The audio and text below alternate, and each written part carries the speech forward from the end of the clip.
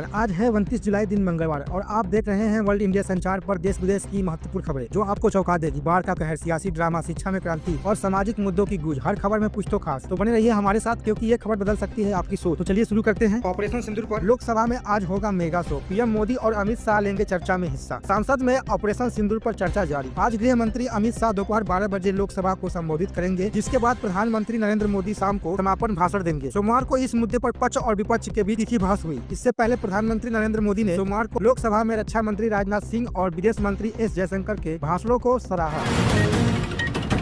New York के mid town Manhattan में अंधाधुंध गोलीबारी, 4 लोगों की मौत, पुलिस ने हमलावर को किया ढेर। न्यूयॉर्क शहर के मिड टाउन में एक कार्यालय भवन में गोलीबारी हुई, जिसमें 2 लोगों की जान चली गई। मैनहट्टन कार्यालय भवन में गोलीबारी करने वाला बंदूकधारी भी मारा गया। मेयर एरिक एडमंस ने लोगों से इलाके में सुरक्षा बरतने का आग्रह किया। इसी दिन नेवादा में भी एक कैसीनो के बाहर गोलीबारी में 3 लोगों की मौत हो गई और 3 घायल हो गए।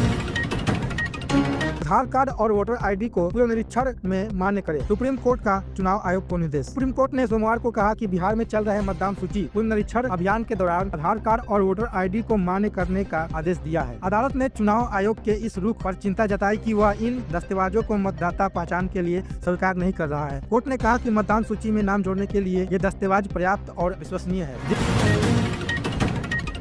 दिल्ली एनसीआर में आज जमकर बरसेंगे बदरा। यूपी, राजस्थान सहित कई देशों के इन राज्यों में बारिश का अलर्ट जारी। दिल्ली एनसीआर समेत कई राज्यों में मौसम बदल गया। मौसम विभाग ने अगले 3 दिनों तक दिल्ली में मध्यम बारिश की संभावना जताई है, जिससे उमस बढ़ेगी। उत्तर प्रदेश के कई जिलों और बिहार में भारी बारिश और वज्रपात की चेतावनी जारी की है। मध्य प्रदेश और हिमाचल प्रदेश के कुछ जिलों में भी बारिश का अलर्ट है। निमिषा प्रिया को मिली जीवन दान, मौत की सजा रद्द, ग्रैंड मुफ्ती के ऑफिस ने की पुष्टि। निमिषा प्रिया, भारतीय नागरिक निमिषा प्रिया जो यमन में हत्या के मामले में मौत की सजा का सामना कर रही थी, उन्हें अब जीवन दान मिल गया है। अबू बकर मुस्लियार और ऑल इंडिया जमियतुल उलेमा के कार्यक्रम ने निमिषा प्रिया की मौत की सजा रद्द करने की घोषणा की है। हुती सरकार ने पहले ही उनकी सजा निलंबित कर दी है। यमन में हत्या के मामले में मौत की सजा का सामना कर रही भारतीय नागरिक निमिषा प्रिया को जीवन दान मिल गया। अबू बकर मुस्लियार, भारतीय ग्रैंड मुफ्ती और ऑल इंडिया जमियतुल उलेमा के कार्यक्रम ने कहा कि निमिषा प्रिया की मौत की सजा को रद्द कर दिया।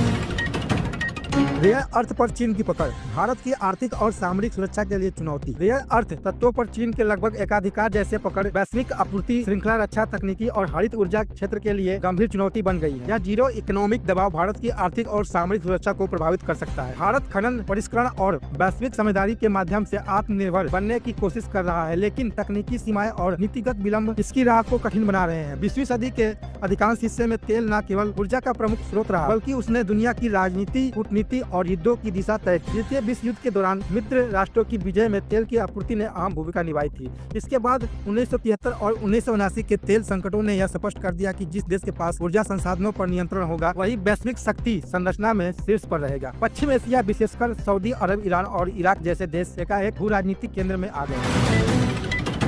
निर्णायक टेस्ट जीतना चाहेगा भारत। भारतीय क्रिकेट टीम और इंग्लैंड क्रिकेट टीम के बीच खेली जा रही 5वीं मैच की टेस्ट सीरीज में अब निर्णायक मोड़ पर। 4 मैच सप्ताह हो चुके हैं और इंग्लैंड टीम 2-1 से आगे चल रहा है। मैनचेस्टर में खेला गया चौथा टेस्ट ड्रा हो चुका है। ऐसे में अगर इंग्लैंड टीम 5वां टेस्ट जीतती है तो सीरीज अपने नाम कर लेगी। वहीं शुभमन गिल 5वें मुकाबले को जीतकर सीरीज 2-2 से ड्रा करना चाहेंगे। 1 अगस्त से चलेगा नए मतदाताओं के नाम जोड़ने का अभियान, फार्म के भरे युवा वोटर। बिहार में आगामी विधानसभा चुनाव को देखते हुए चुनाव आयोग 1 अगस्त से नए मतदाताओं को जोड़ने का अभियान शुरू करेगा। 1 अक्टूबर 2025 तक 18 वर्ष के होने वाले युवा फार्म 6 भरकर मतदान बन सकते हैं। आयोग ने SMS के माध्यम से सूचना दी और राजनीतिक दलों से सहयोग की अपेक्षा की है, ताकि कोई भी पात्र मतदान छूट न जाए और अपात्र मतदान सूची में न रहे।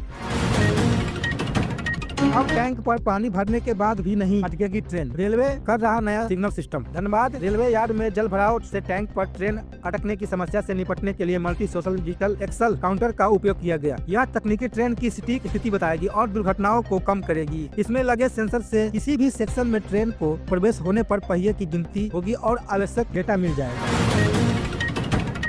अपने देश में असीम मुनीर की हो रही फजीहत, इमरान खान ने पाक आर्मी चीफ पर लगाया आरोप। जेल में बंद पाकिस्तान के पूर्व प्रधानमंत्री इमरान खान ने सेना प्रमुख असीम मुनीर पर निशाना साधते हुए कहा कि जनरल सत्ता पर पकड़ बनाए रखने के लिए सेना का अपमान कर रहे हैं और राष्ट्रीय हितों को बलि दे रहे हैं। उन्होंने कहा कि देश मुनीर के कानून के तहत चल रहा है और ISI उसे संरक्षण दे रही है।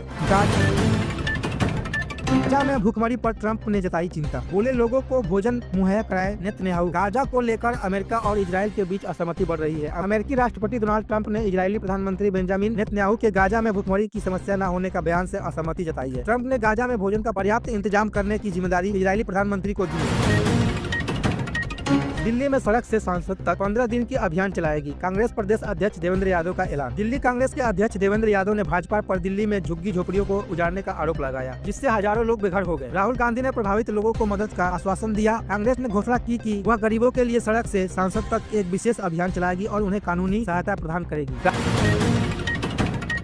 राजनाथ सिंह संसद में बोले, रक्षा मंत्री ऑपरेशन सिंदूर में 100+ आतंकी ढेर, इनको पाक सेना ISI का खुला समर्थन। लोकसभा में ऑपरेशन सिंदूर पर बहस के दौरान रक्षा मंत्री राजनाथ सिंह ने कहा कि हमारी सेना ने एक साथ 9 आतंकी ढेरों पर सटीक हमले किए। इस ऑपरेशन में जैसे मोहम्मद, लश्कर ए तैयबा और हिजबुल मुजाहिदीन जैसे आतंकी संगठनों से जुड़े 100 से अधिक आतंकवादी, उनके ट्रेनर, हैंडलर और सहयोगी मारे गए। लोकसभा में गरजे पप्पू यादव, सुरक्षा नीतियों पर उठाए गंभीर सवाल। पहलगाम हमले पर पूछे ये सवाल। पूर्णिया से निर्दलीय सांसद पप्पू यादव ने लोकसभा में रक्षा मंत्री राजनाथ सिंह के हालिया भाषण पर तीखा हमला बोला। उन्होंने रक्षा मंत्री से सवाल किया कि पाकिस्तान को चीन और अमेरिका से कितनी सैन्य ताकत मिल रही है, इस पर स्पष्टीकरण दिए जाए। पंचायत सचिव ने RJD विधायक भाई वीरेंद्र के खिलाफ दर्ज कराई FIR। फोन पर मिली थी जूते से मारने की धमकी। राष्ट्रीय जनता दल राजद के वरिष्ठ विधायक भाई वीरेंद्र एक बार फिर विवादों में घिर गए। इस बार उन पर मनेर प्रखंड के पंचायत सचिव संदीप कुमार को फोन पर धमकी का आरोप लगाया। सचिव संदीप कुमार ने इस मामले में पटना स्थित SC/ST थाने में भाई वीरेंद्र के खिलाफ प्राथमिक FIR दर्ज कराई है। पुलिस ने मामला दर्ज कर जाँच शुरू कर दी है। डोनाल्ड ट्रंप की धमकी से नहीं डरे थाईलैंड, कंबोडिया। इस मुस्लिम देश के मध्यस्थता में किया युद्ध विराम का ऐलान, आसियान की बड़ी शान। थाईलैंड और कंबोडिया के बीच पिछले 5 दिनों से लड़ाई चल रही थी और इस युद्ध में अभी तक 36 लोग मारे गए हैं। युद्ध में हजारों लोगों को पलायन करने के लिए मजबूर होना पड़ा है। इससे पहले दोनों देशों ने चीन की मध्यस्थता के ऑफर को नकार दिया था और ट्रंप ने भी युद्ध विराम की धमकी दी थी। डिम्पल यादव के खिलाफ अभद्र टिप्पणी करने वाले मौलाना सजीद के खिलाफ FIR दर्ज। समाजवादी पार्टी की सांसद और पार्टी के प्रमुख अखिलेश यादव की पत्नी डिम्पल यादव के खिलाफ अभद्र टिप्पणी करने के मामले में लगातार हंगामा जारी है। अभद्र टिप्पणी करने वाले ऑल इंडिया इमाम एसोसिएशन AIIA के अध्यक्ष मौलाना सजीद रशीदी पर कार्रवाई की मांग तेज हो रही है। इस बीच अब यूपी पुलिस ने इस मामले में मौलाना रशीदी के खिलाफ मुकदमा दर्ज कर लिया है। उससे जलने वाले सारे लोग इकट्ठे, दूसरे विभागों में क्यों नहीं होती हड़ताल। ऊर्जा मंत्री AK शर्मा ने कर्मचारी यूनियन पर निकाली भड़ास। उत्तर प्रदेश के ऊर्जा मंत्री अरविंद कुमार शर्मा AK शर्मा ने एक बार फिर अपने विभाग के मनमाने और लापरवाह अधिकारियों कर्मचारियों पर निशाना साधा। सबसे ज्यादा उन्होंने कर्मचारी यूनियन पर भड़ास निकाली। उनके ऑफिस के आधिकारिक X हैंडल पर लिखा गया, ऊर्जा मंत्री AK शर्मा की सुपारी लेने वालों में विद्युत कर्मचारी के बेस में कुछ अराजक तत्व भी है। कुछ विद्युत कर्मचारी ने काफी दिनों से परेशान घूम रहे हैं क्योंकि उनके सामने ऊर्जा मंत्री झुकते नहीं। इस लंबे चौड़े को खुद मंत्री ने भी अपने हैंडल से शेयर किया।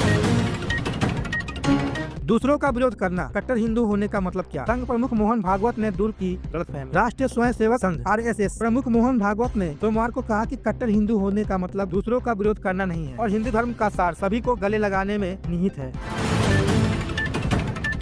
तो दोस्तों, ये रही देश दुनिया की बड़ी खबरें। अगर आपको ये वीडियो पसंद आए तो वीडियो को लाइक करिए, कमेंट करिए और हमारे चैनल को सब्सक्राइब करना ना भूलिए ताकि आप लोग डेली नए अपडेट हमारे चैनल के माध्यम से पा सके। तो दोस्तों, मिलते हैं एक ऐसे ही खबर के साथ। तब तक के लिए नमस्कार, जय हिंद।